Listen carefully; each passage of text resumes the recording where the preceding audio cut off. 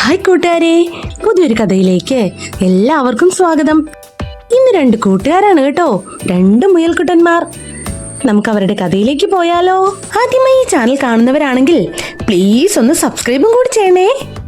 എന്നാ വാ കഥയിലേക്ക് പോവാം. ഒരിടത്തൊരിടത്ത് ഒരു കാട്ടിൽ രണ്ട് മുയൽക്കുട്ടന്മാർ ജീവിച്ചിരുന്നു, പൊന്നനും ചിന്നനും. രണ്ടുപേരും വളരെ അടുത്ത സുഹൃത്തുക്കളാണ്. ഒന്നിച്ച് കളിച്ച് രസിച്ച് ആ കാട്ടിൽ വളർന്നവരാണ്. എന്നാലും രണ്ടുപേരും തമ്മിൽ എപ്പോഴും അടികൂടും. രണ്ടുപേരും വിട്ടുകൊടുക്കില്ല. മിക്കവാറും പൊന്നന്റെയോ ചിന്നന്റെയോ അമ്മയാണ് പരാതി പരിഹരിക്കാറ്. അങ്ങനെ ഇരിക്കെ ഒരു ദിവസം പൊന്നനും ചിന്നനും കൂടി കാട്ടിലൂടെ നടക്കുകയായിരുന്നു. അപ്പോഴതാ വഴിയിൽ വലിയൊരു ക്യാരറ്റ് കിടക്കുന്നു. പൊന്നനും ചിന്നനും ഒറ്റ കുതിപ്പിന് ക്യാരറ്റിന്റെ അടുത്തെത്തി. രണ്ടുപേരും ക്യാരറ്റിൽ പിടുത്തമിട്ടു. പിടിവലിയായി. ആരും തന്നെ വിട്ടുകൊടുക്കാൻ തയ്യാറായില്ല. അങ്ങനെ അടികൂടിക്കൊണ്ടിരിക്കുമ്പോഴാണ് ചിങ്കാരിമാൻ ആ വഴി വരുന്നത്. ഇന്ന് രണ്ടുപേരും കൂടി വഴക്കായോ? അവൾ ചിരിച്ചുകൊണ്ട് ചോദിച്ചു. ആട്ടെ, ഇന്ന് എന്താണാവോ പ്രശ്നം? രണ്ടുപേരും വഴക്ക് നിർത്തി ചിങ്കാരിയോട് കാര്യം പറഞ്ഞു. കാര്യം കേട്ട ചിങ്കാരി ഒരു നിർദ്ദേശം വെച്ചു. പപ്പാതി എടുത്താൽ പ്രശ്നം തീർന്നല്ലോ. അത് നല്ലൊരു ഉപായം തന്നെ. മുകൾ ഭാഗം എനിക്ക് വേണം, പൊന്നൻ പറഞ്ഞു.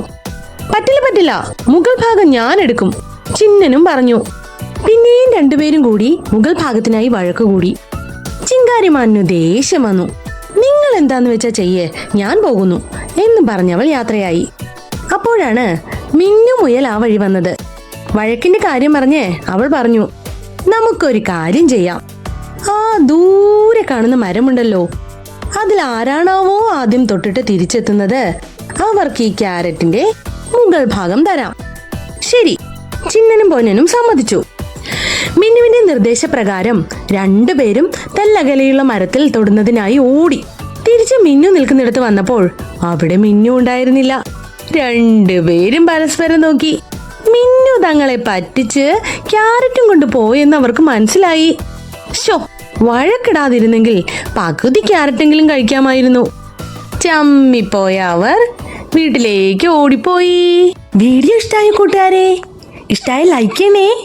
ആദ്യമായി ഈ ചാനൽ കാണുന്നവരാണെങ്കിൽ പ്ലീസ് ഒന്ന് സബ്സ്ക്രൈബും കൂടി ചെയ്യണേ.